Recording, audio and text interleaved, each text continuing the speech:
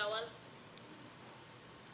Selamat pagi teman-teman, kami dari kelompok suku Minangkabau akan mempresentasikan presentasi kami mengenai suku Minangkabau.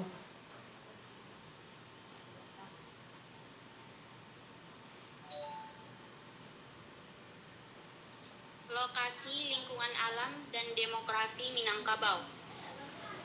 Masyarakat Minangkabau berlokasi di Sumatera Barat, sebagian daerah pesisir barat Sumatera Utara, sebagian daerah Provinsi Riau bagian barat, dan sebagian daerah Provinsi Jambi bagian selatan barat. Kondisi topografis wilayah Minangkabau atau yang biasa juga disebut Ranah Minang memiliki kontur yang cukup beragam. Di wilayah ini terdapat bukit-bukit yang diantaranya merupakan jajaran bukit barisan, gunung-gunung seperti Marapi, Sago, Singgalang, Tandiket, dan Talang. Sungai dan danau seperti Maninjau, Singkarak, Danau Diate, dan Danau di bawah. Kondisi topografis yang seperti ini memberikan pengaruh dan membentukkan pola perkampungan masyarakat, khususnya wilayah daerah Minangkabau. Daerah Minangkabau merupakan daerah tropis dengan curah hujan hampir sepanjang tahun. Rata-rata suhunya berada di angka 25 sampai 36 derajat Celcius. Masyarakat Minangkabau telah menetapkan pohon andalas atau Murus macroura sebagai flora atau tumbuhan identitas, maskot atau khas. Berikut data populasi suku Minangkabau.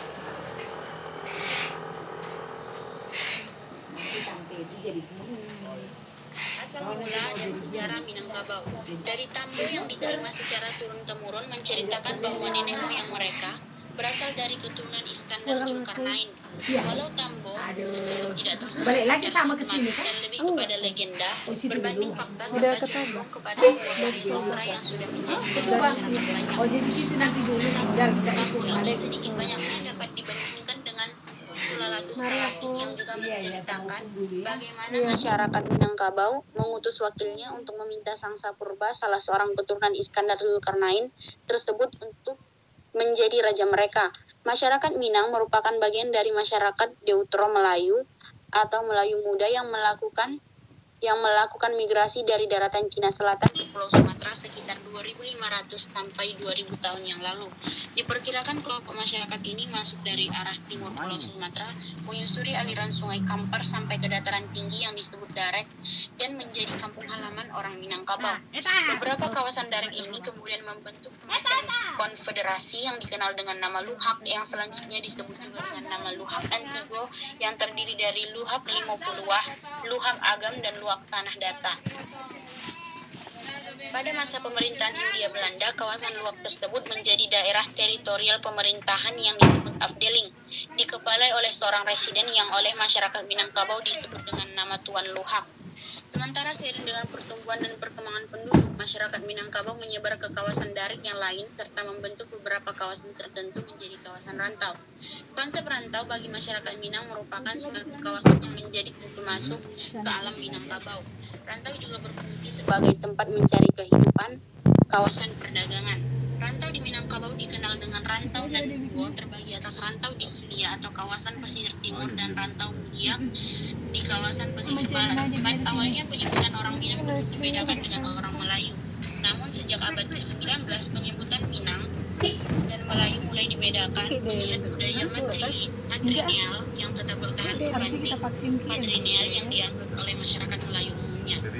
Kemudian pengelompokan ini terus berlangsung demi kepentingan sensus penduduk maupun politik. Selanjutnya dibacakan oleh Saudari Dini. Bahasa suku Minangkabau. Bahasa dari suku Minangkabau masuk ke dalam salah satu anak cabang meskipun bahasa Kaunis-Kaunisnya. Ada perbedaan pendapat mengenai hubungan bahasa Minangkabau dengan bahasa Melayu.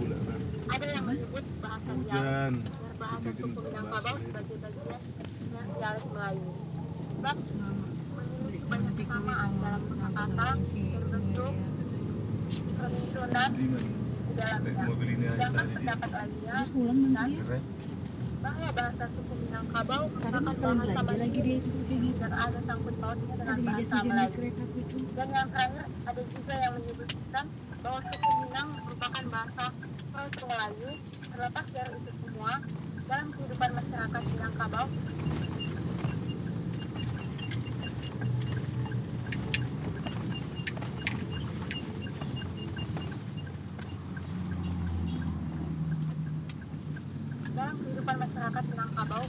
bahasa Minang itu sendiri juga telah dapat berbagai macam dialek yang bergantung kepada daerahnya masing-masing.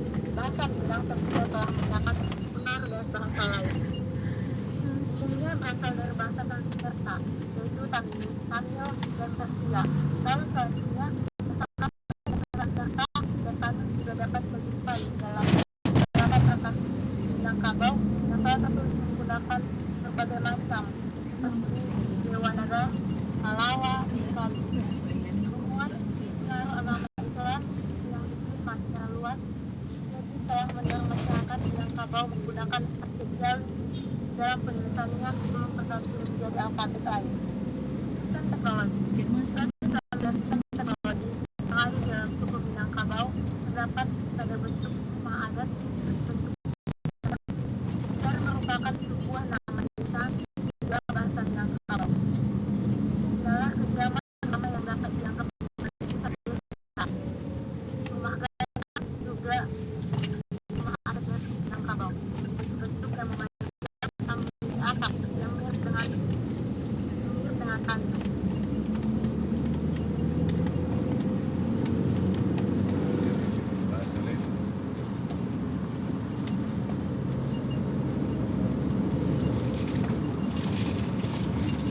Selanjutnya mata pencaharian masyarakat Minang. Menurut segi ekonomi, wilayah Sumatera Barat dibentuk oleh bukit-bukit, lembah, dan pegunungan serta dataran rendah yang banyak diisi oleh muara sungai yang dilengkapi dengan laut lepas pantai yang mengarah ke Samudra Indonesia. Dengan kondisi ekologis ini, masyarakat Minang mempunyai profesi mayoritas yakni nelayan, petani, dan pedagang.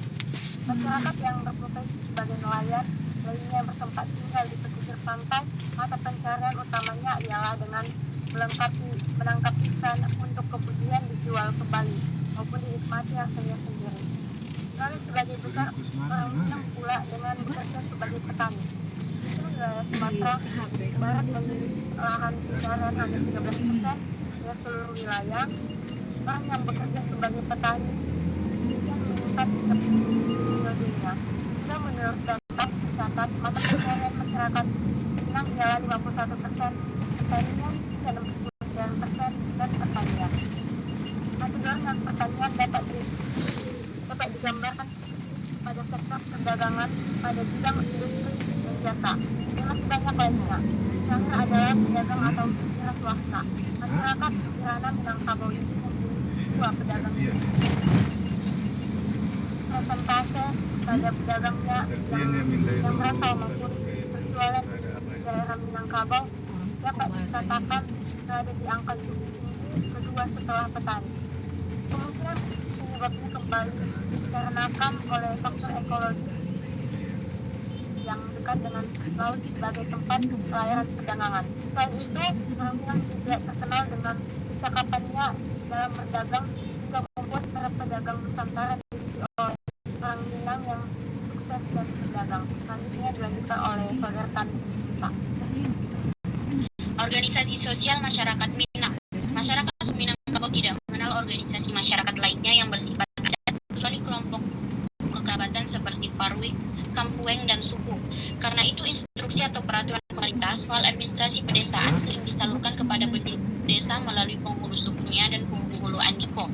Stratifikasi sosial masyarakat Minang kata, yaitu lapisan bangsawan, orang biasa, dan lapisan terendah.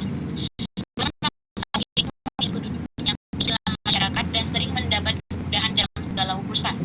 Golongan orang biasa adalah orang-orang yang datang kemudian dan tidak dekat dengan orang asal, tetapi mereka bisa memiliki tanah dan rumah sendiri dengan cara memilih. Golongan terendah adalah orang-orang yang datang kemudian dan menumpang pada keluarga-keluarga yang lebih dulu datang dengan jalan membangun diri. Ini menduduki kelas yang terbawah.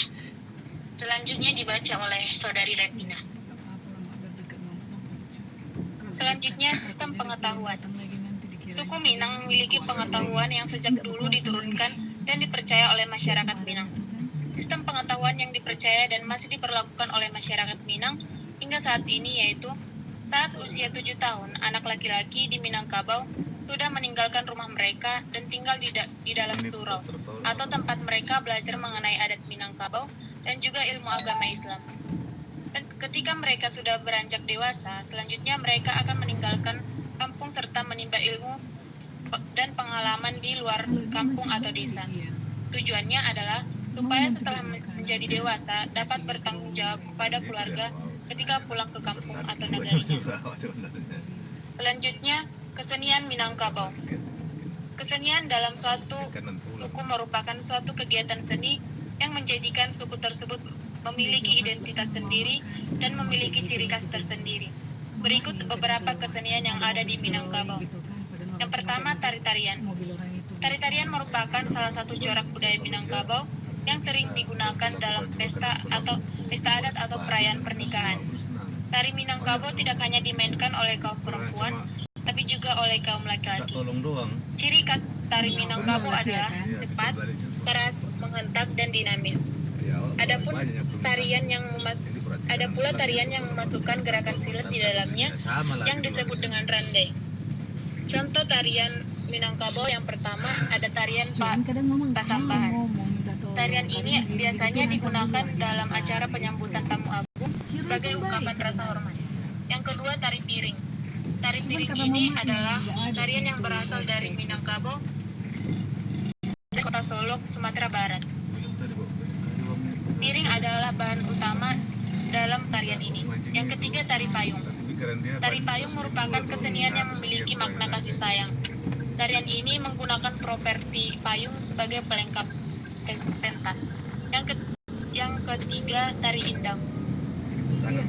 Tari indang atau yang dikenal sebagai tari dinding-badinding merupakan salah satu seni tari tradisional yang berasal dari Pariaman, Provinsi Sumatera Barat. Yang kedua, bela diri. Di Minangkabau ada sebuah kesenian yang bernama silat. Silat merupakan salah satu kesenian suku Minangkabau, sejenis silat atau bela diri. Awalnya, silat merupakan bekal bagi perantau untuk menjaga dirinya dalam hal buruk selama di perjalanan atau di perantauan. Selain untuk juga merupakan sistem pertahanan nagari atau parik